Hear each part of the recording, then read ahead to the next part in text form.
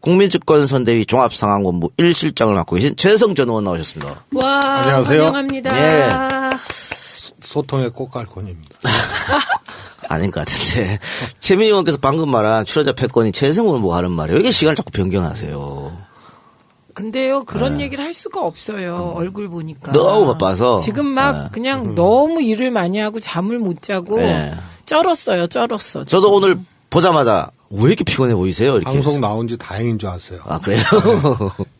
영광인 줄 아세요. 네, 그만큼 바쁘신데 지금 종합상황본부 1실장 근데 굉장히 바쁜 직책인 것 같습니다. 종합상황본부라고 해서 이름만 들어도. 게다가 일실장이잖아요. 그러니까요. 일실장이 늘 핵심이잖아요.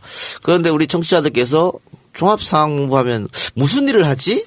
이렇게 좀 갸우뚱하는 분도 계실 것 같아요. 정확하게 어떤 일을 하십니까? 저희가 우선 세 팀으로 구성이 되어 있습니다. 예. 그래서 이슈 대응, 그다음에 상황 대응, 그다음에 조정 이렇게 세 가지 기능이 있습니다. 그 전에 이제 상황실, 예. 상황본부 이러면 위기 상황이나 현장 대응으로 그렇게 국한돼서 생각하고 있는데요. 예. 지금은 뭐 언론부터 그다음에 발생되는 이슈에 대한 대응 기조 또 팀 간 조정 뭐 그다음에 일정 후보 일정 또 뭐 TV 토론 뭐 이런 데까지 예. 처음부터 한 건 아니었지만 그렇게 야금야금 그렇게 됐다 그래야 되나? 그래서 종합 상황 대응 조정 예. 본부 이렇게 생각하시면 그래서 뭐 집에도 못 들어가고 잠도 잘 못 자신다 그랬는데 뭐 이제 일주일도 안 남았으니까 네. 마지막까지 최선을 다해 주시기 바랍니다. 이분이요, 이렇게 앉아서 직각으로 주무신대요. 직각으로 주무시다가 뒤로 이렇게 머리만 닿으면 2초 만에 깊은 잠에 빠지신다. 너무 피곤하시다는 거죠. 그리고 또 와불 하세요. 오늘 부처님 오신 날인데. 와불은 눕는 거고 눕는 거 좌불. 이뿔 이뿔. 전 진짜 서서도 뒤통수에 손만 대면 잘 수 있고요. 뭐 1시간 자고 일어나야 된다 그러면 일어나야 될 시간을 3번 이렇게 외우고 자면 그 시간에 딱 일어납니다. 그러니까 6시. 제가 우리 출연자 패권을 존중하도록 예. 하겠습니다. 오늘 깨갱. 부처님 오신 날인데 오늘 문 후보도 뭐 네. 그쪽에 참석하신 거죠? 네, 네. 다른 대선 후보도 다 왔다 간 것 같은데. 네, 그렇습니다. 그 행사는 뭐 매년 그리고 당 대표들이 각 당 대표들이 참석하는 행사고 오늘은 이제 대선 시기니까 후보들이 당연히 그리고 다녀오셔서 또 그 당사 앞에서 사전 투표 또 캠페인 하시고 자, TV 토론이 어제로 마지막이었습니다. 네. 이제는 없죠. 네. 어제 TV 토론은 어떻게 총평을 하자면은 역시 뭐 이번 TV 토론 자체가 1대4의 문 후보 네. 입장에서는 1대4의 경쟁이었었는데, 대체적으로 뭐, 처음에 이 새로운 룰 때문에, 굉장히 애먹었었잖아요. 네. 그래서 9분 이렇게 나눠서 그냥 총량으로 줘버리니까 답변하다가 자기 얘기는 못하고, 네. 전부 질문이 집중되니까. 근데, 직전 토론하고 어제 토론은 비교적 조금, 균형 있게 그렇게 된 것 같아서, 선방하고 잘했다. 이렇게. 최 위원 평가하고 어제 있습니다. 보셨어요? 네, 봤죠. 예. 저는 오늘 아침에 그 민영삼 언론 특보하고 아침에 국민의당에? 예, 예. 라디오 토론이 있어서 아주 꼼꼼하게 봤습니다. 네, 후보 처음에 이제 저는 늘 지지자들 반응을 더 먼저 보는데 예. 처음에 기조 말씀하실 때 후보자께서 약간 이제 긴장하셨는지 초기에 약간 막 말을 잠깐 쉬고 그러니까 정말 지지자들이요 너무 괴로워하시는 거예요. 그래갖고 다 안 보시겠다 이렇게 나와서 제가 아니다. 이제 조금만 더 있으면 아주 잘하실 거다. 그랬더니 정말요 그 뒤로 가면 갈수록 잘하시더라고요 어제는. 그리고 심상정 후보하고도 정말 그 카운터 펀치 잘 날리셨고요. 그리고 그 비슷한 장면이 2002년 대선 때 권영길 노무현 양자 토론에서 나왔던 장면이 어제 또 연출됐어요. 그러니까 그 노무현 대통령이 2002년에 그렇게 말씀하셨거든요. 그 습관 가능성이 높은 노무현은 그렇게 근본주의적인 얘기를 할 수가 없다. 현실적인 얘기를 해야 되고 그 권영길 후보와 같은 꽃노래를 내가 못 불러서 안 부르는 게 아니다. 이런 얘기거든요. 어제도 똑같은 장면이 그렇습니까? 연출됐었죠. 어제 홍준표 후보하고 문재인 후보가 4대강 문제 가지고 약간의 뭐 설전했었는데 거기에 대해서는 어떻게 생각하세요? 저는 이렇게 생각했어요. 아, 홍준표 후보의 상황은 MB구나. 그 박근혜 정부 감사원의 보고서로도 총체적 그 부실이다. 이렇게 드러난 4대강을 저렇게 옹호하는 거 보니 예, 홍준표 후보의 상황이 확실히 MB겠다. 이런 생각을 했네요. 그래요. 그 4대강 이야기가 나왔으니까. 자, 어제 TV 토론하는 그 시간에 SBS에서 세월호 인양 지연이 정치권과 거래, 특히 문재인 후보하고의 거래다. 이런 식의 보도를 해서 오늘까지도 지금 논란이 좀 확산되고 있습니다. 물론 당시 이제 리포트를 지금 SBS에서 다 내렸어요. 다 내리고 뭐 공식적으로 사과를 하기도 했고요. 아마 오늘 SBS 뉴스에서 다시 한번 공식 입장을 밝힐 것처럼 보이는데 일단 선대위에서는 이번 SBS 보도 어떻게 보고 계십니까? 상황 실장님? 우선 매우 악의적이고 예. 기획적이다 이렇게 보고 있습니다. 우선은 이제 구성 자체가 안 되는 보도 아닙니까? 그래서 익명의 해수부 관계자가 한 말을 사실 확인도 하지 않고 보도를 한 거고 국민의당이 그로부터 1시간 후에 기다렸다는 듯이 논평을 했는데 반응을 했는데 그 반응도 굉장히 악의적이잖아요. 뭐 사람이 할 짓이 못 된다. 근데 상식적으로 문재인 후보가 해수부하고 거래할 일 자체가 성립되지 않는 논리 아닙니까? 그래서 저는 소위 말해서 그걸 이제 취재했던 조 기자죠. 조 기자의 내용이 그대로 취재 내용이 방영됐다기보다는 윗선에서 좀 만진 기사다. 그리고 기술이 왕창 들어간 기사다. 그리고 저희가 의심컨대 바로 1시간 만에 반응할 수 있다는 것. 그리고 그것은 짜여진 프레임에 해당하는 그런 워딩들을 했다는 것. 이런 것이 지금까지 아마 역대 선거 포함해서 정치권에서 최악의 이 기획된 보도로 그렇게 얘기할 수 있겠습니다. 일단 해수부에서도 SBS하고 인터뷰한 공무원이 없다라고 공식으로 밝혔고요. 일단 그 보도 자체가 말이 안 되는 게 세월호 인양은 계속해서 지지부진됐었지 않습니까? 그렇죠. 근데 문재인 후보하고 거래가 있었다면 문재인 후보는 박근혜 대통령의 국정농단, 탄핵 다 예상하고 그러면은 일부러 못 올리겠다는 건데 이게 성립이 안 되는 얘기를 지금 하고 있는 거잖아요. 그래서 박주민 의원이 올린 글을 보면요. 그러면 그렇게 할 수 있는 분은 아주 예지력이 너무 뛰어난 분이다. 이렇게. 그렇죠. 예. 그래서 박주민 의원하고 지금 그 SBS 항의 방문도 했다고 이미 하는데. 갔다 왔죠. 근데 저건 뭐 항의 방문의 문제가 아니고 언론을 위해서도 저런 거는 하여튼 규명을 하고 발본색원을 해야 되고 사법적 조치 뭐 다 해야 됩니다. 그건 뭐 다 당에서 당연히 할 테고요. 그렇습니다. 그런데 국민의당 논평 말씀하셨습니다만 지금 박지원 의원이 트위터에다가 우리가 증거 영상을 공개하겠다 이런 트윗도 지금 날린 상태예요. 그게 페이스북에도 올렸는데 그 증거 영상이 지금 페이스북 올린 그 영상이잖아요. 오거돈 님의 그 동영상이에요. 인사하면서 해수부 조직 개편에 관해서 잠깐 언급한 내용입니다. 그것밖에 없는 거예요? 그걸 가지고 증거 영상이라고 그러는 거예요? 네. 아니 그러니까 이게 항상 어떤 잘못된 보도가 나거나 팩트가 왜곡되고 그렇게 나오면은 곁가지를 가지고 이제 논쟁을 유발시키거든요. 해수부 2차관을 할 수도 있고 안 할 수도 있는 문제인데 중요한 것은 어제 보도의 핵심은 그 조작의 핵심은 문재인 후보하고 거래했다는 거 아닙니까? 예. 그렇죠. 그러면 해수부 2차관 하나로 세월호 인양을 좌우지하는 그런 거래를 했다는 얘기인데 그러면 문재인 후보의 실익은 뭐냐? 세월호라는 전대미문의 사건 그리고 박근혜 정권이 정말 이 생떼 같은 목숨들이 희생되는 과정에서도 대통령으로서 아무런 조치 안 하고 인양도 고의적으로 늦췄다는 것이 사실 거의 확실시되고 있는 거 아니에요? 그런 상황에서 문재인 후보가 그것도 2등하는 후보도 아니고 1등하는 후보가 껴들어가 가지고 야, 요 타이밍에 해주면은 2차관 해줄게. 예. 이거 했다는 얘기 아니에요? 너무 웃겨요. 그러니까 박지원 그 대표가 거의 저거는 사악한 워딩과 행동을 하는 거예요. 그래서 2차관을 하겠다는 그런 이 정책팀하고의 얘기가 있었다라는 오거돈 전 해수부 장관의 이야기를 증거라고 공개하는 건데 이건 본질하고 전혀 상관없는 얘기죠. 그리고 지금 네티즌들 같은 경우에는 SBS가 갑자기 이러는 것은 그 문재인 후보가 4대강에 대해서 집권하게 되면 문제제기를 하겠다. 그런데 SBS의 모업체가 이제 건설회사니까 네. 그것 때문에 그러는 거 아니야라고 뭐 주장하고 있으면 이건 뭐 확인되지 않은 예, 확인되지 않은 거죠. 그리고 그런데 이제 그런 의심의 근거로 SBS 출신들이 MB정부 청와대에서 비서실장도 하고 네. 지금도 정무수석을 하고 그렇습니다. 있기 때문에 홍보도 맡았었고요. 예, 홍보도 뭐 연이어 맡았죠. 그러니까 이런 의혹이 제기될 만한 일이 벌어진 거고요. 이거는 선거 개입입니다. 언론의 선거 개입.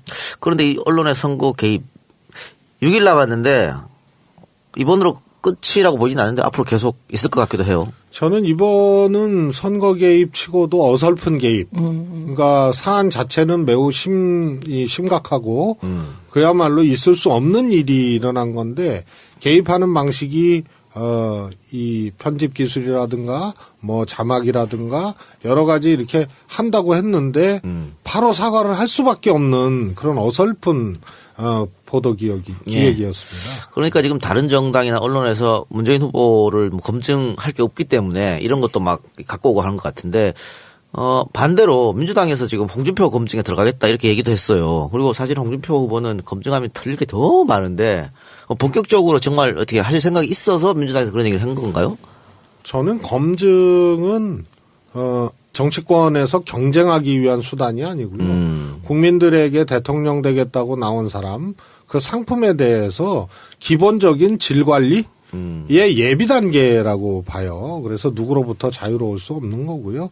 홍준표 지사는 국회의원하고 지사했지만 사실 평생을 비단길로 온 분 아닙니까? 그래서 본인은 가난한 시절 얘기하는데 그 나이에 뭐 부자가 있었던 우린 뭐 1% 슈퍼 부자 얘기하지만 홍준표 지사 나이에 부자면은 0.01%도 안 될 거예요. 네.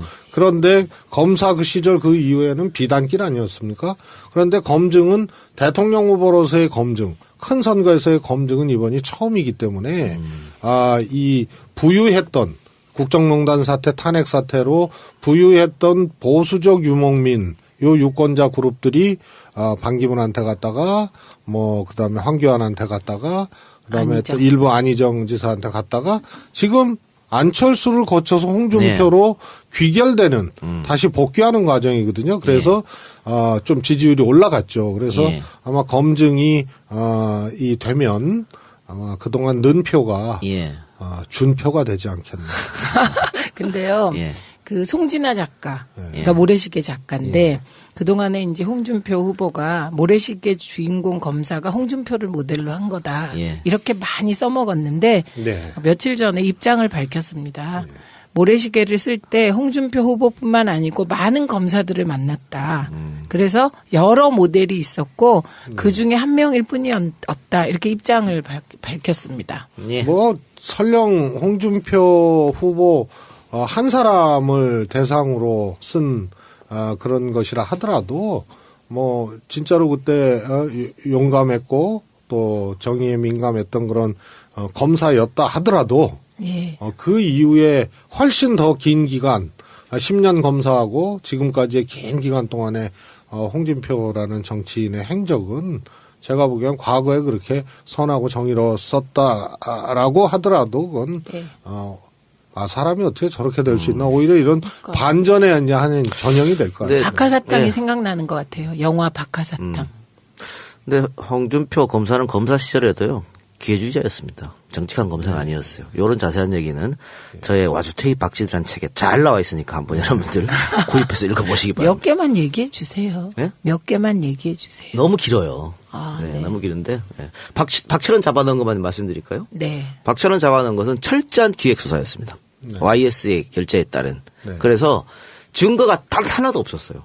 오로지 증거가 뭐였냐면 증언이었거든요. 여성분의 증언이었는데 그분 재판장에 오지도 않았어요. 증거 하나도 없이 잡아들였어요. 그래서 어떻게 증거가 없이 사람을 잡아들일 수 있냐라고 말했을 때 홍준표 당시 검사의 말이 걸작이었죠. 원래 뇌물 사건은 증거가 없다. 그렇게 얘기한 사람이에요. 네. 자, 그리고 SBS 건 하나만 더 여쭤볼게요. 이번 이 SBS 대선 개입 보도 지지율에는 영향이 있을 것인가 없을 것인가? 이게 가장 중요한 거 아니겠어요? 저는 없다고 봅니다. 그리고 오히려 그동안 꽤 오랜 시간 문재인 후보의 경우에는 상대당 후보 정치 세력으로부터 계속 공격을 받아왔기 때문에 이 허위 사실이고 기획 보도에 의해서 타격을 먹을 만큼 그런 문재인 후보였으면 그 전에 무너졌을 겁니다. 네. 더더욱이 바로 SBS에서 사과했고 네네. 또 박지원 대표 국민의당 같은 경우에는 그런 어떻게 보면 기다렸다는 듯이 낸 반응 때문에 오히려 역풍을 맞고 있는 예. 그런 상황이 아닌가 싶습니다. 같은 의견이십니까? 예, 같은 의견이고요. 예. 이게 오히려 이제 막 SNS에서 가짜 뉴스가 더 심해지면서 예, 그러면서 저는 우려되는 게요. 이제 어떤 인터넷 언론이 이런 비슷한 것을 만들어서 특정 세력하고 결합해서 가짜 뉴스 생산 양식 그 방식이 더 나빠지는 계기가 되지 않을까 혼자 걱정하죠. 예, 지금 실시간 댓글란에 올라야님께서 깍 최대성 의원님 보기만 해도 든든한 최대성 파이팅 하세요. 이건 좀 읽기 좀 그렇네요. 예, 이분께서는 보여만 주세요. 투대문입니다. 박지원 이런 분이 적폐줘야 했는데 어대문 이런 건 알겠는데 투대문은 뭐예요? 투표해야 대통령은 문재인이다. 예, 투대문 여러분 투표해야 됩니다. 자, 투표해야 대통령 문재인 얘기 나왔으니까 내일하고 내일 모레가 이제 사전 투표 날이죠.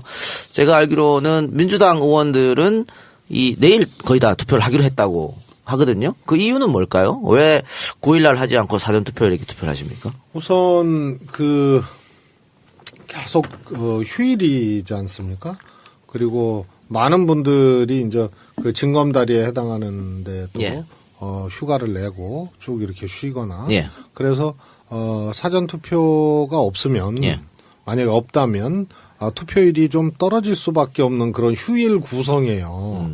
그래서 사전 투표를 많이 하면 전체 투표율이 올라가고 전체 투표율이 올라가면 정권 교체된다. 이 등식이 그대로 이렇게 적용되는 그런 날짜 구성입니다. 그래서 어느 때보다 사전 투표율이 굉장히 민감하게 특히 민주당 입장에서는 다가오고 높아져야 된다. 그게 바로미터다. 이렇게 생각하고 캠페인도 하고 독려하고 예. 있습니다. 그래서 지금 문재인 후보 같으면은 사전투표 25%좀 해달라 이렇게 얘기도 하고 있는 것 같은데 사전투표 25% 이상이 되면 문 후보는 뭐 압승이다 이런 얘기도 있어요. 그렇습니다. 예. 그게 사전투표를 하는 분들이 대부분의 이제 야당 지지층 이렇게 보아서 그런 건가요? 뭐 그렇습니다. 상대적으로 젊은 예, 층이니까요. 그리고 사전투표가 대통령 선거는 처음이지 않습니까 이번에? 그 전에 한번 해본 적이 없었는데 어떻게 굉장히 좀 투표율은 높아질 것 같습니까? 조금 높아지겠죠. 왜냐하면 그 전에 한 12%, 13% 이 정도였었는데 아무래도 대선이고 대선이니까. 특히 재외국민 투표에서 놀라운 투표력 정말 경이로운 그런 이 투표율을 보였는데요. 이번에 하여튼 어느 때보다 촛불 전국 또 국정농단 사태에 대한 국민들의 어떤 이 해결 또 이런 과정에서 조기 대선이 왔기 때문에 투표율은 높아질 것이다. 다만 2007년 대통령 선거에서 530만 표 가까운 차이로 우리가 참패를 했습니다. 이명박 후보가 당선됐죠. 예. 그때는 투표율이 63%. 예. 그냥 보통 이제 70%가 넘었는데 네. 최저 투표율을 보였거든요. 그 이유가 그때 아주 어려웠던 우리 야당을 지지했던 분들이 대거 투표장에 안 나간 거거든요. 그렇죠. 그래서 이번에 평균 투표율만 유지가 되면 70%만 유지가 되면 보수 유권자들이 좀 덜 나오고 또 적폐청산에 동의하는 야당 지지자들이 조금 더 나가기 때문에 훨씬 더 야당한테는 유리하다. 좋은 거다 이렇게 보고 있습니다. 네, 2007년 63% 말씀하셨는데 지난번 75% 네, 기록했습니다. 한 80%쯤 되면은 야당 유리할 것 같은데 유리하고요. 이후 국정 운영에도 예. 엄청난 그게 에너지가 되는 거죠. 그러니까 80%가 불가능한 것도 아닌 게 일단은 지난번보다 2시간이 연장됐습니다. 투표 시간이. 예. 그리고 사전 투표라는 게 생겼고 어떻게 생각하지? 80% 가능할까요? 글쎄요, 80% 가까이 되지 않을까 싶고요. 사전투표에서 꼭 드리고 싶은 말씀이 전국 어디에서나 투표가 가능하고 이게 사전투표를 사전에 등록해야 된다고 생각하시는 분들이 계신데 그런 거 없습니다. 네. 그냥 신분증만 가지고 전국 어디에서나 사전투표소에 가시면 투표할 수 있다. 그거 꼭 그러니까 어떻게 말씀드려야죠. 보면 그 뭐라 그럴까요? 내 마음대로 투표죠. 네. 편하죠, 제. 내키는 시간에 내키는 장소에서 그냥 신분증 꺼내서 하면 되니까. 그러니까 오늘 예를 들면 좀 휴가를 떠나시는 분들도 휴가 장소에서 하셔도 그렇습니다. 돼요. 네, 예, 네. 예. 그리고 그 사전투표 장소는 뭐 선관위 홈페이지 가면 다 어디 네, 나와 있으니까. 다 돼 있고요. 예. 그래서 투표율은 예. 저는 70%대 정도 되지 않을까. 그래서 80%라는 것은 적폐청산에 동의하는 정권 교체해야 된다는 이런 시민들은 제가 보기에는 80% 이상 나갈 수 있고요. 아무래도 이번에 그 스스로 지지했던 정당에 실망하고 그런데 또 문재인 후보는 또 찍기 어렵거나 찍기 싫거나 하는 분들은 투표장으로 덜 나갈 거다. 그래서 80%를 넘긴다는 거는 뭐 그렇게 되면 너무너무 좋은 일이지만 예. 70%라도 사실상 80% 투표율과 같은 효과다. 저도 뭐 지난 대선보다 높지는 않을 거라고 예측합니다만 80% 됐으면 하는 바람이 97년 김대중 대통령 당선될 때 80% 넘겼거든요. 네. 그런데 그때 이회창 후보하고 표차가 39만 표였어요. 네. 그 만약에 80% 안 됐으면 그럼. 당선이 안 될 수도 그렇기 때문에 갑자기 예. 올해 20년 전 일인데 심장 쫄깃하게 만들었어요. 그렇기 때문에 여러분들 많이 투표장에 많이 가셔야 됩니다. 예, 어쨌든 예. 투표를 많이 하는 팀이 이기는 거니까 말이죠. 바른정당 이야기를 또 하지 않을 수가 없어요. 저 바른정당이 그나마 그래도 말이 통하는 보수가 아닌가. 박근혜 전 대통령의 국정원단 이런 데서 반대하고 반성하지 않은 집단에서 반발해서 뛰쳐나온 그룹인데 아직 아무것도 달라진 게 없거든요. 지금 자유한국당이 뭐 거기에 대해서 반성하는 것도 없고 박근혜 대통령은 그대로 아직 당원으로 남아있는 상태고 그럼에도 불구하고 이 바른정당 사람들의 13명쯤 되죠. 13명이 탈당해서 다시 자유한국당으로 들어가겠다.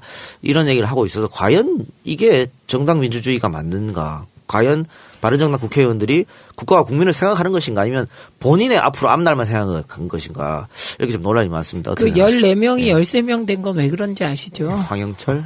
네. 그게 그 14명 중에 3명을 콕 찍어서 친박 쪽에서 못 받겠다 이렇게 나온 거예요. 네. 권성동, 장재원, 예, 황영철이죠. 황영철 이 세 분이 그 국조할 때 최순실 국정농단 국조할 때 활약상이 대단했던 분들이거든요. 그래서 콕 찍어서 너네는 오지 마라. 그러니까 황영철 의원이 스테이하겠다 이렇게 된 거죠. 그러니까 일단은 이건 뭐 유불리를 떠나가지고 이 자체 이 13명이 탈당한 자체 그러니까 30몇 명이 탈당해서 새로운 당을 만들어 놓고 다시 들어가겠다고 하는 이 자체에 대해서 어떻게 생각하세요? 우선 그 처음에 바른정당을 만든다라고 했을 때 그러니까 새누리당 탈당할 때 그때 바른정당 지지율이 당시 이 새누리당을 넘어섰잖아요. 네. 제가 그때 어느 방송에서 그랬습니다. 바른정당은 결국 뿔뿔이 흩어질 수밖에 없다. 정당으로서 존속하기 어렵고 역시 보수의 적통은 새누리당으로 다시 귀결된다. 그래서 예견된 일이었습니다. 예. 예견된 일인데 예견된 일이었다. 탈당해서 바른정당 만들었으면 정치적 승부를 거기서 봐야 되는데 제가 보기에는 그쪽 의원님들이 정치적으로 갈등하고 또 어려운 과정 이것을 처음 겪는 거거든요. 그러다 보니까 어려움에 대한 학습이 안 돼 있는 분들입니다. 정치 참 쉽게 했죠. 많은 수의 국민들이 기울어진 운동장 높은 편에 있는 그 새누리당 의원들을 쉽게 지지해줬고 쉽게 배지 달고 그랬단 말이에요.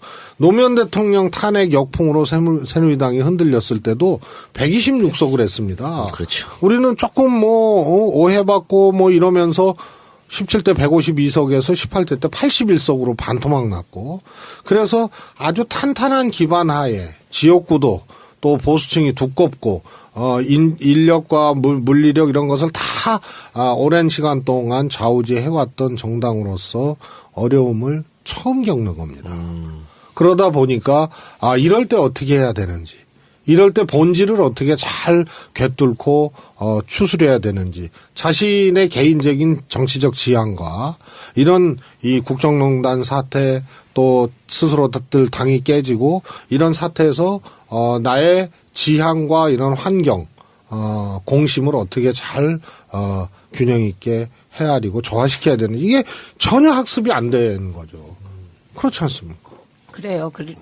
그런데 또 거기도 약간의 특이한 현상이 나타나고 있습니다. 그 바른정당에서 14명이 탈당 의사를 밝힌 시점부터 당원 가입하겠다는 의사를 밝힌 사람들이 평소에 그러니까. 10배 정도 되고 네. 후원금이 5배 이상 그리고 들어오고 유승민 있다고 후보 합니다. 지지율이 좀 올라가고. 네, 올라가고 어저께 토론회에서 가장 눈에 띄는 게 유승민 후보의 태도였잖아요. 네. 정책 얘기는 조금 줄이고 여러 가지 이야기를 한 것 같아요. 네. 지금 상황에 대해서. 그래서 대략적으로 뭐 다 아시는 얘기지만 바른정당의 소위 말해서 영남을 기반으로 하고 있는 정치인들은 대체적으로 가야 된다, 이런 분들이고, 새누리당이 이제 조금 접전 지역, 우리 민주당하고 이런 분들은 조금 이렇게 갈등하고, 물론 예외적인 분들은 있고요. 그래서 남아있는 분들도 제가 보기엔 자유한국당에 쉽게 합류하기는 또 어려운. 쉽지 않을 것이다. 예. 그래서 어떻게 보면 바른정당도 이렇게 두 갈래로 이렇게 쪼개진 그런 상황이죠. 근데 국민의당으로 또 간다는 분들이 몇 분 계시다면서요? 그래서 그걸 뿔뿔이 흩어진다고 하는 것이죠. 네. 근데 지금 탈당한 사람들이 이제 거의 다들 이제 지역구를 갖고 있는 의원들인데 뭐 나름 조직도 있을 거 이럴 거 아닙니까? 그러다 보니까 이 잠자코 있던 보수들이 홍준표한테 쏠리는 게 아니냐, 이런 이야기가 많이 나오고 있어요. 그러면서 뭐 어제 발표된 여의도 연구소 여론조사 같은 경우 보면은 이제 안철수 또 홍준표 후보가 거의 붙어 있는, 동률을 이루는 이런, 그게 뭐 일부러 그런 발표를 어제 냈는지 알 수 없습니다만 그렇게 하고 있습니다. 어떻게 홍준표 후보로 쏠릴 것 같습니까? 보수표가 안철수 후보는 떨어지고? 이미 뭐 실버 크로스라 그러대요. 골든 크로스가 아니고. 그거는 일어난 거죠, 이미. 일어난 겁니다. 추이가 굉장히 빠른 속도로 지금 사실 일어났다고, 지지율 교차 현상이 일어났다고 보는 거고요. 조금 더 지속될 가능성이 큽니다. 다만 보수의 투표일, 회귀한 보수의, 그러니까 제가 이 창시한 유권자 행동 3단계론, 선호도, 이건 여론조사, 그다음에 꼭 홍준표를 만들어야겠다, 결단이죠, 결심. 그다음에 투표장 가야 되거든요, 액션. 이 3단계의 회귀한 그 여러 반기문부터 쭉 거쳤던 이 유목민적 보수들이 투표장까지 퍼펙트하게 가줄 것이냐의 문제. 요게 아마 실질 득표율에서 안철수, 홍준표 두 후보의 차이의 관건적인 요소다. 그러나 저는 홍준표 추세가 아주 좋고, 이것이 특정한 계기를 만나서 매우 폭발적으로 결집할 가능성도 확률은 크지 않지만 여전히 있다. 그래서 그 발화점이 뭐냐를 홍준표 후보 측에서는 계속 찾을 것이고, 그 중에 하나가 상상을 초월하는 네거티브가 하나 자리 잡을 수 있다. 이미 시작한 거잖아요. 상상을 초월한 네거티브를 세상에. 그렇죠. 대권 후보 토론을 그렇게 만들 수가 있어요? 예. 그러니까. 근데 안철수 후보의 지지율이 떨어지면 특히 호남 같은 경우에는 상대적으로 문재인 후보 지지가 더 올라가지 않을까요? 그럴 개연성이 그렇죠. 있습니다. 예. 예. 그래서 뭐 거기에 대해서는 문재인 후보가 뭐 이렇게 나쁘게 볼 건 아닐 것 같기도 한데요. 나쁘게 볼 거 아닐 것 같긴 하지만 또 아까 얘기한 폭발성 있는 무엇인가, 그게 외교안보 사안일 수도 있을까요? 어쨌든 한 그런 6일 남은 상황에서. 예, 그런 것을 만났을 때 저희도 긴장해야 되는 거죠. 예. 그럴 수도 있고. 지금 상태로 보면 오히려 유승민 후보가 심상정 후보보다 지지율이 낮게 나올 수도 있겠다, 뭐 이런 생각도 드는데, 그렇게 되면은 대통령 선거 후에 이제 국민의당은 더더욱, 국민의당이 아니죠, 바른정당은 더더욱 이제 와해 분위기. 그러면 이제 아까 얘기한 뭐 국민의당으로 갈 수도 있을 것이고, 어떻게 정계 개편 이야기도 아마 나올 겁니다만, 바른정당의 일부 사람들이 민주당으로 들어온 것에 대해서는 혹시 어떻게 생각하세요? 뭐 그런 조짐이 아직 없으니까요. 아직 없으니까, 예. 뭐 가정을 전제로 고민할 필요는 알겠습니다. 없습니다. 할 일도 많은데. 네네. 심상정 후보의 상승세는 어떻게 생각하세요? 매우 유의미하고 또 고무적이라고 봅니다. 그래서, 문재인 후보께 뭐 건의도 이렇게 드릴 예정이지만, 이해찬 전 총리께서 아주 좋은 말을 했어요. 대통령 선거를 경쟁으로 볼 것이 아니고 국가를 어떻게 우리가 책임지겠다. 이것을 유권자에게 보여주는 것으로 자세를 가져야 된다. 그런 차원에서 보면 심상정 후보의 약진 예. 그것을 우리 민주당이 그것을 뭐라 그럴까요? 유불리의 문제로만 보질 말고 오히려 이후 국정운영 과정에서 하나의 그 파트너 혹은 정책적인 연대 이런 것을 선거 과정에서 오히려 국민들께 공개적으로 이런 정책은 않겠다. 이런 것은 함께 하겠다. 이러면서 좀 뭐라 그럴까요? 선의의 행보들을 같이 해 나갈 수 있다. 그러면 심상정 후보는 후보대로 유의미한 뭐 그런 지지율을 보이고 우리 문재인 후보는 후보대로 훨씬 더 안정감 있고 폭넓은 것으로 부동층이나 이런 분들을 공략하는데 더 잘 작동할 수가 있다 이렇게 봅니다. 그게 2004년 총선 때 그때 열린우리당도 152석 얻고 그때 민노당이 10석 얻었죠. 두 자리 얻었죠. 네. 네. 그러니까 그게 그 전통적으로 진보 개혁 진영이 같이 상승하고 네. 또 2007년 이후에 2008년에는 같이 떨어졌잖아요. 네. 예. 그래서 이게 갈등적으로 가는 것이 얼마나 도움이 될까 검토돼야 될 것 같아요. 그렇습니다. 지금 양당 지지자들은 좀 갈등으로 가는 것 같은데요. 저는 지지자들의 의견이나 정서, 반응에 대해서 제도하려고 하면 안 된다고 생각합니다. 문재인 후보 지지자들은 얼마나 절실합니까? 심상정 후보가 뭐 표현이 그렇습니다만 1등해서 집권할 것이다 이렇게 생각하는 것보다 문재인 후보의 집권 가능성을 훨씬 더 높게 보는 거 아닙니까? 당선 가능성을. 그러면 문재인 후보 지지자들은 누구보다 더 절실한 거예요. 예. 이거 집권해야 된다. 그래서 유권자들 입장에서는 지지자들 입장에서는 심상정 후보의 약진이 매우 불안할 수도 있으니까 비판적으로 볼 수도 있는 거고요. 견해를 그렇게 피력할 수도 있는 거고 또 심상정 후보 지지자들은 민주당 때문에 그동안 완주도 못하고 그랬었는데 이번에 진보의 완주를 한번 보여주겠다 이렇게 생각할 수도 있는 거 아닙니까? 다만 분명히 기억해야 될 것이 제1야당이었던 민주당이 약진했을 때 정의당 또 진보정당도 약진했다. 그러나 참여정부 때 우리가 집권했을 때 그때 진보정당의 태도와 정치는 매우 바람직하지 못했다. 그런 반성적 성찰로부터 이번 대선에서 스스로들의 어떤 자세 스탠스를 잘 정하고 갖고 가야 된다 이렇게 봅니다. 우상호 원내대표는 왜 그런 말씀을 하셔가지고. 우상호 원내대표에게 물어보십시오. 알겠습니다. 근데 우상호 원내대표님의 특징은 제가 보기에는 대충 얘기해도 결론적으로 그거 다 알고 한 거야 하고 결론적 전략적 성공을 스스로 웅변하는 참 희한한. 근데 또 수긍이 가고 또 그런 적도 있어요. 어쨌든 참 희한해. 진보정당 심상정 후보는 아마 이번 대선 때 그동안 진보정당이 받은 대선 후보 득표율보다 가장 높게 받을 것처럼 보이긴 합니다. 그게 이제 두 자릿수 할 것인가 말 것인가. 일단은 정의당에서는 두 자리를 목표로 한다고 하더라고요. 네, 그건 좀 지켜봐야 될 것 같고요. 근데 그건 매우 불안한 희망입니다. 그분들 입장에서는 그렇게 희망할 수 있지만. 네네.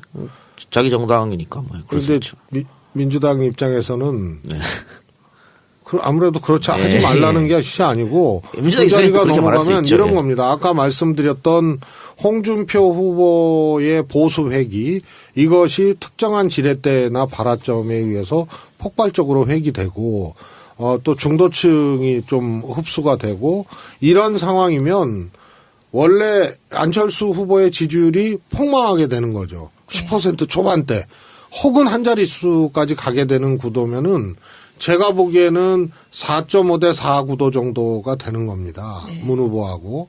그런데 예를 들어서 진보정당이 두 자릿수를 간다는 것은 수치상으로나 산술적으로는 매우 불안한 겁니다. 예. 그래서 두 자릿수를 가야겠다 이런 희망만 가질 것이 아니고 홍준표의 하나의 이 현상들이 하나의 폭발적으로 집결이 됐을 때 보수표가 중도표가 집결이 됐을 때 그때 무엇을 해야 되는가도 좀 그런데 괜히 불안해지네. 이거. 굉장히 15%를 이제 노회찬 의원이 15%를 목표로 한다 이렇게 얘기를 했죠. 근데 만약에 정의당이 15%를 얻는 상황이 홍준표 후보가 약진하면서 그런 상황이 오면 저희 굉장히 불안한 그런 상황이고요. 근데 저는 여론조사 추이를 쭉 정의당 심상정 후보 보니까 거기도 추이 한풀 꺾인 상황입니다. 10%대로 넘어갔다가 다시 떨어지고 있어요. 그 이유는 저는 심상정 후보가 되게 멋있다더라고요. 토론회에서. 그리고 네. 토론회를 통해서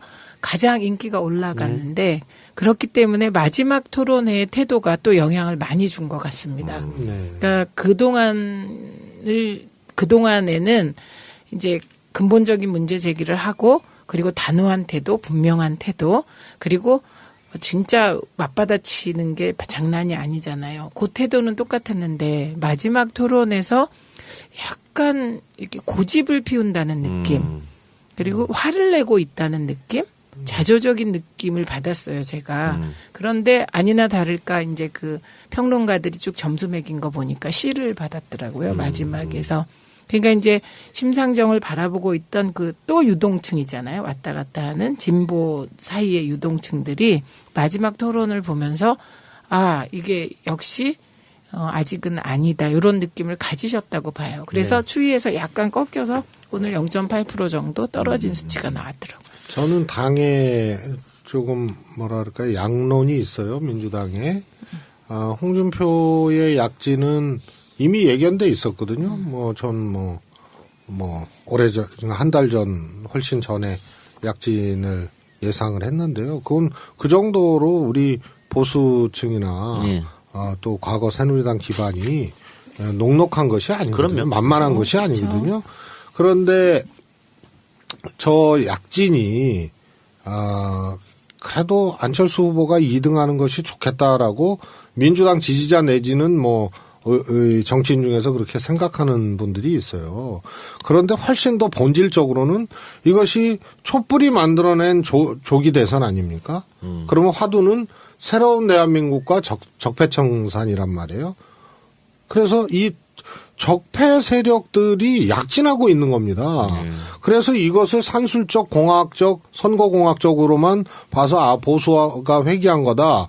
이렇게 분석으로만 끝날 것이 아니고 적폐 세력이 부활하는 지금 디딤돌이거든요. 선거 승패를 떠나서. 그래서 이것은 적폐청산이 아니고 이번 선거는 적폐 세력 심판 선거가 돼야 되는데 눈앞에서 사라진 것만 같았던 적폐 세력이 급속도로 지금 부활하고 있는 거기 때문에 이것은 선거의 승패 여부를 떠나서 촛불을 연장하는 것으로 선거를 임해야 된다. 그런 생각입니다. 그래서 민주당에서도 적폐 이야기를 한동안 안 하다가 어제부터인가요? 다시 이제 하기로 했다고 한 것 같은데 오늘 문재인 후보 일정을 잠깐 소개해 드릴까요? 오늘 오후 4시 반에 마산으로 갑니다. 오동동 문화광장에서 유세가 있다고 하니까요. 마산 근처에 사시는 분들 한번 참석해 보시기 바라고요. 오후 6시에는 진주에서 집중 유세가 예정돼 있습니다. 진주 대안동 차 없는 거리에서 유세가 있을 예정입니다. PK분들 많은 참석 부탁드리겠습니다. 지금 문재인 후보가 전국을 돌면서 유세를 하고 있는데 유세 분위기는 역대 최고라고 들었습니다. 대단하죠.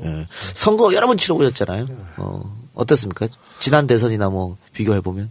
저는 총선 때 그런 조짐이 나타났다고 봅니다. 김종인 비대위원장한테 당권을 내주고 백의종군을 하셨잖아요. 그때 가는 곳마다 이제 문재인 당시 의원을 보려고 몰리고 그때 제가 선거 끝나고 문재인 대표님한테 그런 얘기를 했습니다. 2012년 문재인 후보에 대한 지지는 당위적 지지, 야권 지지자들의 당위적 지지였다면 이번 총선에서 가는 곳마다 사람들이 그렇게 몰려들고 또 그냥 몰려든 것이 아니고 후보는 조홍천인데 왜 지원원 문재인 후보한테 문재인 후보님 이기세요 그러는 거야. 예? 그게 짠함이 이제 같이 애절함이 같이 이제 묻어난 거다. 그래서 12년하고는 다르다. 그다음에 우리가 촛불을 거쳤지 않습니까? 그리고 조기 대선입니다. 그래서 국민들이 논 팔고 소 팔아서 그냥 정권 교체하고 그 적임자로 문재인으로 선언을 하고 흔들림 없이 지금 1년 가까이 온 겁니다. 그래서 그 많은 인파가 그냥 모인 것이 아니고 열광하고 애절하고 문재인의 목소리와 나의 목소리를 같은 목소리로 생각하는 그런 현장이 연출되고 있는 거죠. 그리고 문재인 후보 본인도 어제 마지막 마무리 말씀에서 나를 도구로 써달라. 예, 그게 정확한 워딩이고 진짜 이 우리 바닥에서 지지자들 움직이시는 거 보면요. 문재인은 진짜 국민 후보 맞고요. 국민이 지켜온 후보 맞고요. 그렇기 때문에 국민과 함께 안 갈 수가 없는 후보 같습니다.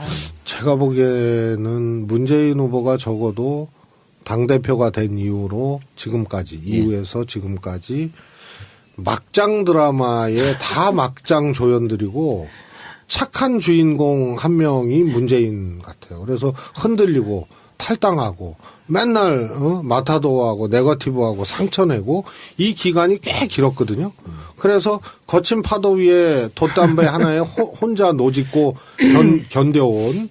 그런데 이걸 국민들이 보면서 막장 드라마의 착한 주인공 문재인 이게 다 각인이 된 겁니다. 그 노지을 때 최재성도 짓고 최민희도 짓고 신성준도 짓고 다 졌는데 문재인은 그런 존재로 온 거죠. 그래서 정치적 지지와 정책적 지지와 이런 것이 다 있겠지만 뭐라 그럴까요?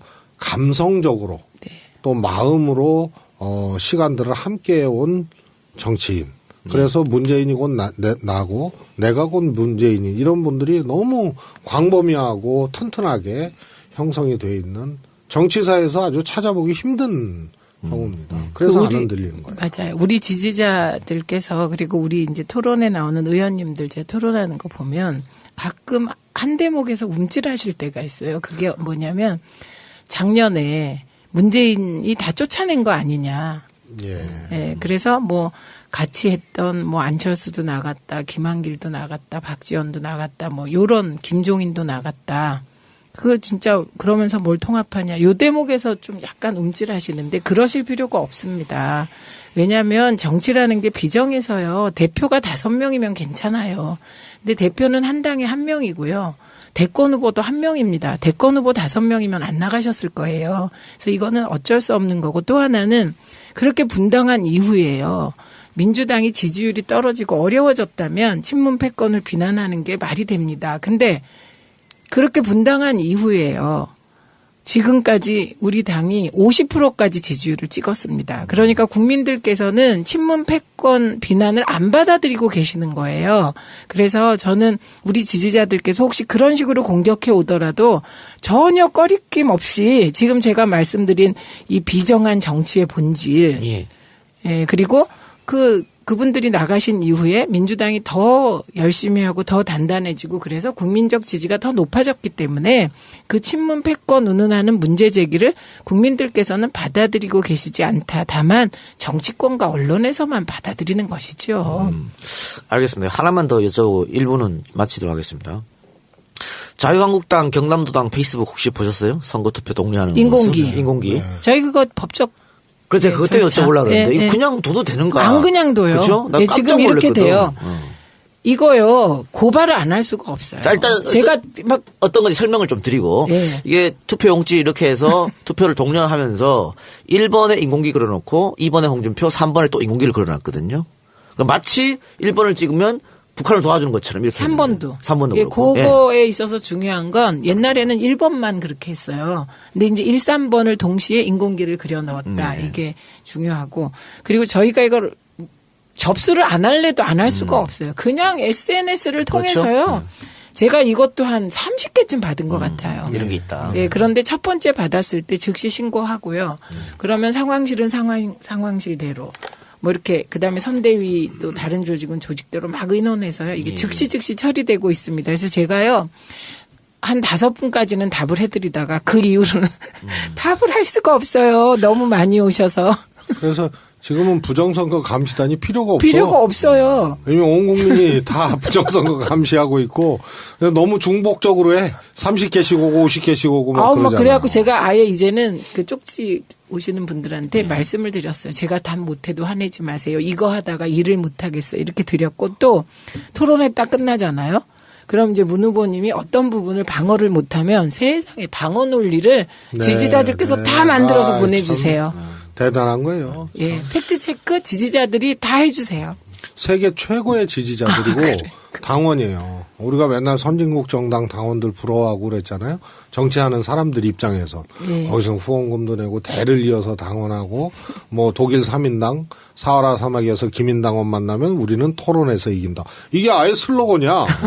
그러니까 야, 선진국 당원 엄청 부러워했는데 제가 보기엔 문재인 대표 시절 이후로 우리 당원 지지자들이 세계 최고의 수준이 됐습니다. 정책적으로, 전략적으로, 대응 능력에 공보 능력까지 있어요. 아우, 저 깜짝 놀랐어요. 참 놀랍습니다. 그래서 TV 토론 그 팀이 캠프에만 있는 게 아니에요. 전 국민이 문재인 TV 토론 팀이에요. 알겠습니다. 자, 여기서 1부를 마치고요. 여러분, 내일 5월 4일, 모레 5월 5일, 이틀간, 양일간이 사전투표 날입니다. 많이 좀 투표를 해주시길 부탁드리겠습니다. 2012년 대통령 선거 때 60세 이상 투표율이 75.2%를 기록했을 때 20대 투표율이 41.5밖에 기록하지 못했습니다. 50%가 되지 않았어요. 여러분들이 만들어가는 세상입니다. 특히 20, 30대 앞으로. 그렇기 때문에 여러분이 만들어가는 세상 여러분들이 바꾸시기 바랍니다. 꼭 사전투표 참여해 주시고요. 사전투표에 참여하지 못하시면 5월 9일 대선날 또 참여하시면 됩니다.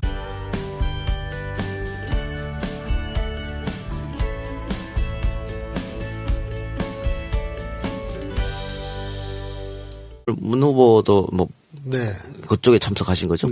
다른 대선 후보도 다 왔다 간 것 같은데. 네, 그렇습니다. 그 행사는 뭐 매년 그리고 당 대표들이 각 당 대표들이 참석하는 행사고 오늘은 이제 대선 시기니까 후보들이 당연히 그리고 다녀오셔서 또 그 당사 앞에서 사전 투표 또 캠페인 하시고.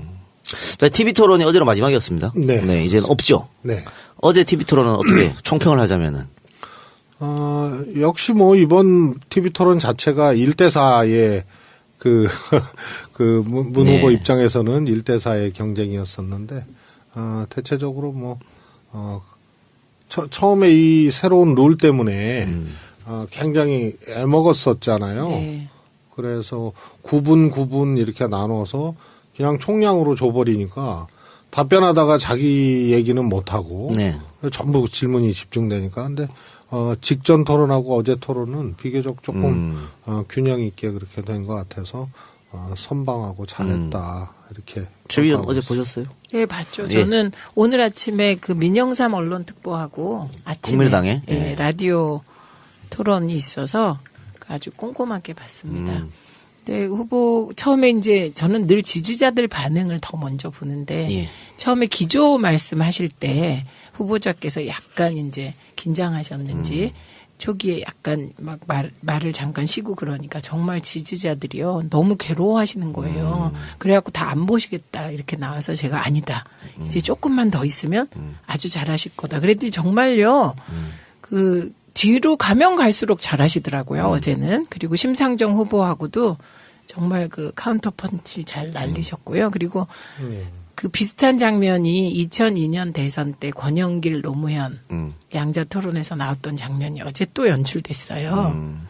그러니까 그 노무현 대통령이 2002년에 그렇게 말씀하셨거든요.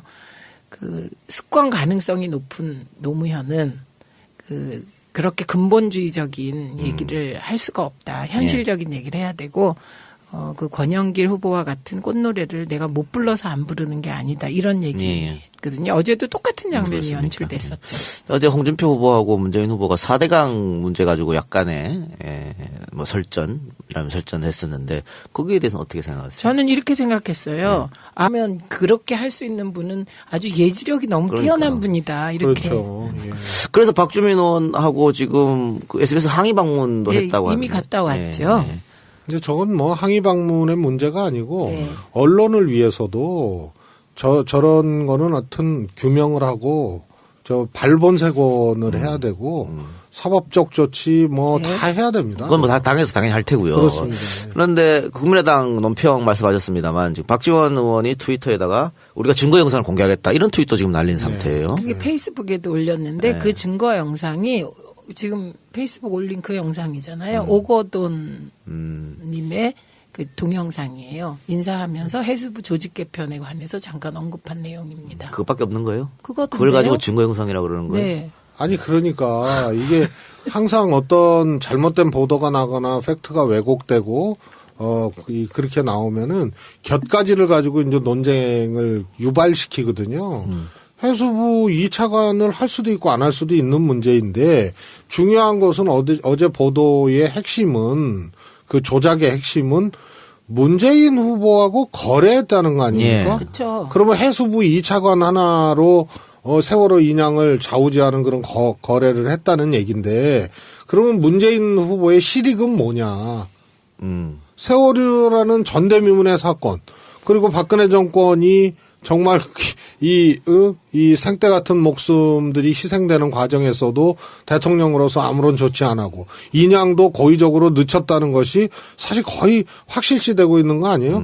그런 상황에서 문재인 후보가 그것도 2등하는 후보도 아니고 1등하는 후보가 껴들어가 가지고 야, 요 타이밍에 해주면은 2차관 해줄게. 이거 했다는 얘기 아니에요? 너무 웃겨요. 그러니까 박지원 그 대표가 거의 저거는 사악한 워딩과 행동을 하는 거예요. 그래서 2차관을 하겠다는 그런 이 정책팀하고의 얘기가 있었다라는 오거돈 전 해수부 장관의 이야기를 증거라고 공개하는 건데 이건 본질하고 전혀 상관없는 얘기죠. 그리고 지금 네티즌들 같은 경우에는 SBS가 갑자기 이러는 것은 그 문재인 후보가 4대강에 대해서 집권하게 되면 문제 제기를 하겠다. 그런데 SBS의 모업체가 이제 건설회사니까 그것 때문에 그러는 거 아니야라고 뭐 주장하고 있으면 이건 뭐 확인되지 않은 확인되지 않은 거죠. 그리고 그런데 이제 그런 국민주권선대위 종합상황본부 1실장을 맡고 계신 최성 전 의원 나오셨습니다. 와, 안녕하세요. 환영합니다. 예. 소통의 꽃갈콘입니다. 아닌 것 같은데 최민희 의원께서 방금 말한 출연자 패권이 최성 의원 보고 하는 말이에요. 이게 시간을 자꾸 변경하세요. 근데요, 그런 얘기를 할 수가 없어요. 얼굴 보니까. 너무 바빠서. 지금 막 그냥 너무 일을 많이 하고 잠을 못 자고 쩔었어요. 저도 오늘 보자마자 왜 이렇게 피곤해 보이세요? 이렇게. 방송 나온 지 다행인 줄 아세요. 아, 그래요? 영광인 줄 알아요. 네, 그만큼 바쁘신데 지금 종합상황본부 1실장 근데 굉장히 바쁜 직책인 것 같습니다. 종합상황본부라고 해서 이름만 들어도. 게다가 일실장이잖아요. 그러니까요. 일실장이 늘 핵심이잖아요. 그런데 우리 청취자들께서 종합상황본부 하면 무슨 일을 하지? 이렇게 좀 갸우뚱하는 분도 계실 것 같아요. 정확하게 어떤 일을 하십니까? 저희가 우선 세 팀으로 구성이 되어 있습니다. 예. 그래서 이슈 대응, 그다음에 상황 대응, 그다음에 조정 이렇게 세 가지 기능이 있습니다. 그 전에 이제 상황실, 예. 상황본부 이러면 위기 상황이나 현장 대응으로 그렇게 국한돼서 생각하고 있는데요. 예. 지금은 뭐 언론부터 그다음에 발생되는 이슈에 대한 대응 기조 또 팀 간 조정 뭐 그다음에 일정 후보 일정 또 뭐 TV 토론 뭐 이런 데까지 예. 처음부터 한 건 아니었지만 그렇게 야금야금 그렇게 됐다 그래야 되나? 그래서 종합 상황 대응 조정 예. 본부 이렇게 생각하시면 그래서 뭐 집에도 못 들어가고 잠도 잘 못 자신다는데 뭐 이제 일주일도 안 남았으니까 네. 마지막까지 최선을 다해 주시기 바랍니다. 네. 그 이분이요 이렇게 앉아서 직각으로 주무신대요. 직각으로 주무시다가 뒤로 이렇게 머리만 닿으면 2초 만에 깊은 잠에 빠지신다. 그만큼 피곤하시다는 거죠. 그리고 또 와불 하세요. 오늘 부처님 오신 날인데. 와불은 눕는 거고 눕는 거고 좌불. 이뿔 이뿔. 전 진짜 서서도 뒤통수에 손만 대면 잘 수 있고요. 뭐 1시간 자고 일어나야 된다 그러면 일어나야 될 시간을 3번 이렇게 외우고 자면 그 시간에 딱 일어납니다. 그러니까 6시. 제가 우리 출연자 패권을 존중하도록 예. 하겠습니다. 오늘 깨갱. 부처님 오신 날인데 오늘 심의 근거로 SBS 출신들이 MB정부 청와대에서 비서실장도 하고 예. 지금도 정무수석을 하고 그렇습니다. 있기 때문에 홍보도 맡았었고요. 예, 홍보도 뭐 연이어 맡았죠. 그러니까 이런 의혹이 제기될 만한 일이 벌어진 거고요. 이거는 선거 개입입니다. 언론의 선거 개입. 그런데 이 언론의 선거 개입 6일 남았는데 이번으로 끝이라고 보진 않는데 앞으로 계속 있을 것 같기도 해요. 저는 이번은 선거 개입 치고도 어설픈 개입. 그러니까 사안 자체는 매우 심각하고 그야말로 있을 수 없는 일이 일어난 건데 개입하는 방식이 이 편집 기술이라든가 뭐 자막이라든가 여러 가지 이렇게 한다고 했는데 바로 사과를 할 수밖에 없는 그런 어설픈 보도 기획이었습니다. 그러니까 지금 다른 정당이나 언론에서 문재인 후보를 뭐 검증할 게 없기 때문에 이런 것도 막 갖고 오고 하는 것 같은데 반대로 민주당에서 지금 홍준표 검증에 들어가겠다 이렇게 얘기도 했어요. 그리고 사실 홍준표 후보는 검증하면 틀릴 게 더 많은데 본격적으로 정말 어떻게 하실 생각이 있어서 민주당에서 그런 얘기를 한 건가요? 저는 검증은 정치권에서 경쟁하기 위한 수단이 아니고요. 국민들에게 대통령 되겠다고 나온 사람 그 상품에 대해서 기본적인 질 관리의 예비 단계라고 봐요. 그래서 누구로부터 자유로울 수 없는 거고요. 홍준표 지사는 국회의원하고 지사했지만 사실 평생을 비단길로 온 분 아닙니까? 그래서 본인은 가난한 시절 얘기하는데 그 나이에 뭐 부자가 있었던 우린 뭐 1% 슈퍼 부자 얘기하지만 홍준표 지사 나이에 부자면은 0.01%도 안 될 거예요. 네. 그런데 검사 그 시절 그 이후에는 비단길 아니었습니까? 그런데 검증은 대통령 후보로서의 검증, 큰 선거에서의 검증은 이번이 처음이기 때문에 이 부유했던 국정농단 사태 탄핵 사태로 부유했던 보수적 유목민 요 유권자 그룹들이 반기문한테 갔다가 뭐 그다음에 황교안한테 갔다가 그다음에 또 일부 안희정 지사한테 갔다가 지금 안철수를 거쳐서 홍준표로 귀결되는 다시 복귀하는 과정이거든요. 그래서 좀 지지율이 올라갔죠. 그래서 아마 검증이 이 되면 아마 그동안 는 표가 준표가 되지 않겠나. 근데요. 그 송진아 작가, 그러니까 모래시계 작가, 홍준표 후보의 상황은 MB구나. 그 박근혜 정부 감사원의 보고서로도 총체적 그 부실이다 이렇게 드러난 4대강을 저렇게 옹호하는 거 보니 예, 홍준표 후보의 상황이 확실히 MB겠다 이런 생각을 했네요. 그래요. 그 4대강 이야기가 나왔으니까 자 어제 TV 토론하는 그 시간에 SBS에서 세월호 인양 지연이 정치권과 거래, 특히 문재인 후보하고의 거래다. 이런 식의 보도를 해서 오늘까지도 지금 논란이 좀 확산되고 있습니다. 물론 당시 이제 리포트를 지금 SBS에서 다 내렸어요. 다 내리고 뭐 공식적으로 사과를 하기도 했고요. 아마 오늘 SBS 뉴스에서 다시 한번 공식 입장을 밝힐 것처럼 보이는데 일단 선대위에서는 이번 SBS 보도 어떻게 보고 계십니까? 상황 실장님? 우선 매우 악의적이고 기획적이다 이렇게 보고 있습니다. 우선은 이제 구성 자체가 안 되는 보도 아닙니까? 그래서 익명의 해수부 관계자가 한 말을 사실 확인도 하지 않고 보도를 한 거고 국민의당이 그로부터 1시간 후에 기다렸다는 듯이 논평을 했는데 반응을 했는데 그 반응도 굉장히 악의적이잖아요. 뭐 사람이 할 짓이 못 된다. 근데 상식적으로 문재인 후보가 해수부하고 거래할 일 자체가 성립되지 않는 논리 아닙니까? 그래서 저는 소위 말해서 그걸 이제 취재했던 조 기자죠. 조 기자의 내용이 그대로 취재 내용이 방영됐다기보다는 윗선에서 좀 만진 기사다.